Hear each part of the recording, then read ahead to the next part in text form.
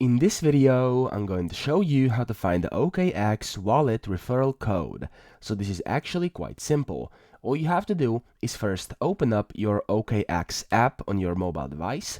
And then this is the home screen. It should look something like this. You want to go to home down here, which is the bottom left, this house emoji.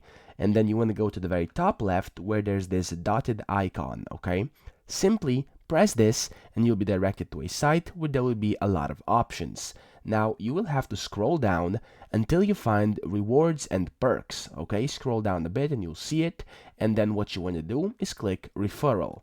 Now once you click referral, another window or another tab inside the app will open up and it will look something like this, and you'll find this on it, okay? So it will say a bunch of things, but there will also be a box which says refer via, and then you'll have the link, which is okx.com/join/ and then a code, as well as the code. So if you want to get the referral code, this is the code. You can copy it by clicking over here, and it will automatically copy to your clipboard, and you can send it to whoever you would like to invite, or you can simply copy the entire link by clicking over here, and it will send them automatically to the page where they can sign up via your referral link.